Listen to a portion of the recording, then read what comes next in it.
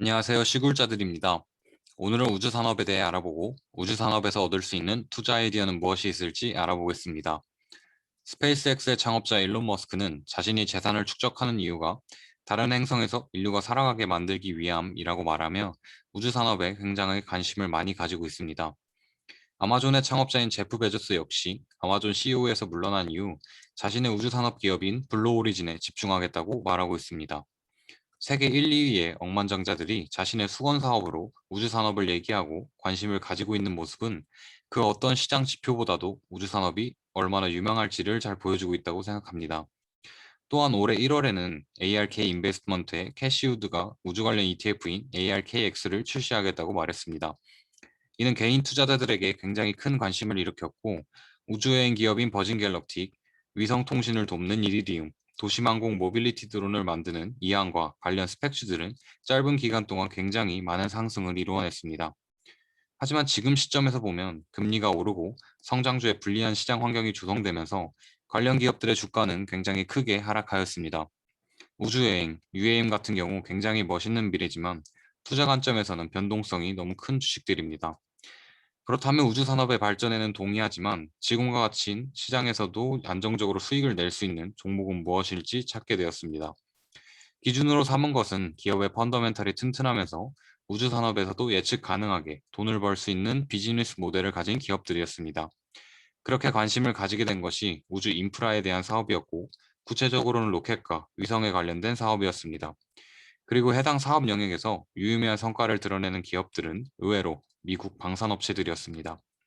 대표적으로 로키드 마틴만 보아도 인공위성, 스페이스 캡슐, 탐사선 등 우주산업 관련 매출이 18%나 되었고, 작년 12월에는 로켓 엔진 업체 로켓다인을 인수하면서 스페이스X보다 더 싸게 우주 로켓을 만들겠다고 선언했습니다. 이외 다른 방산업체들도 매출의 20에서 25%가 우주 관련 사업에서 발생하고 있었습니다. 본업은 모두 방산과 관련된 제품을 만드는 것이지만 관련된 첨단 기술을 이용해 우주 산업에서도 이미 사업을 잘 영위하고 있다는 것을 확인할 수 있습니다. 추가적으로 제가 지금 시점에서 방산 기업들을 더 좋게 본 것은 다른 기업들과는 다르게 작년 코로나에도 견고하게 매출과 영업이익이 유지되었다는 것이었습니다. 그래서 최근 주가 흐름도 보면 앞에서 봤던 기업들과는 정반대의 흐름을 보인다는 것을 보실 수 있습니다. 정리해보면 미국은 그 어떤 나라보다 방산에 대해 돈을 많이 쓰고 있고 최근 중국과의 관계를 보았을 때 국방 예산이 쉽게 줄어들지는 않을 것입니다.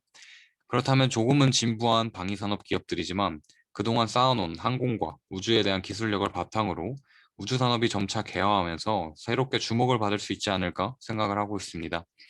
이번 영상에서는 우주 산업 자체를 좋게 보고 그에 따른 투자 아이디어를 생각해 보았습니다. 해당 영상에서 언급된 개별 기업에 투자하신다면 추가적으로 정보를 더 찾아보시길 바라고 제 논리에 동의를 하신다면 ITA 같은 미국 방위산업 관련 ETF도 보시면 좋을 것 같습니다. 네, 이렇게 영상을 마무리하려고 했는데 3월 30일에 ARKX ETF가 출시가 되었습니다. 3일 동안의 해당 ETF의 주가 흐름을 보면 꽤 좋은 흐름을 보여주고 있습니다. 첫 거래일에는 거래액이 무려 3억 달러에 달했다고 합니다. 구체적으로 ETF의 구성 종목을 살펴보시면 우주 관련 ETF지만 앞서 말씀드렸던 것처럼 L3 해리스, 로키드 마틴, 보잉과 같이 안정적으로 돈을 벌고 있는 미국 방산업체 기업들이 꽤 큰 비중으로 들어가 있는 것을 보실 수 있고, 반대로 우주 관련 기업으로 관심은 많이 받았지만 수익에 대한 불확실성이 존재하는 기업들은 그다지 큰 비중으로 들어오지 못했습니다.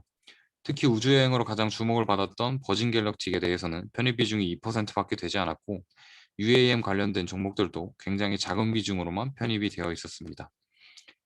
정리해보자면 ARKX 역시 우주산업을 굉장히 좋게 보고 이런 ETF를 출시했겠지만 아직은 조금 먼 미래이기 때문에 관련 산업에서 안정적으로 돈을 벌고 있는 기업들의 투자 비중을 높이지 않았나 생각을 하고 있습니다. 마지막으로 저희 시굴자들 채널에 대해 잠깐 설명해 드리면 총 4명으로 이루어져 있고 각자 컨셉을 가지고 있습니다. 저는 개별 종목보다는 산업의 전반적인 흐름을 보고 투자 아이디어를 생각하는 걸 좋아하고 있습니다. 앞으로 남은 두 멤버가 차례대로 공개될 예정이니 기대해 주시면 감사하겠습니다.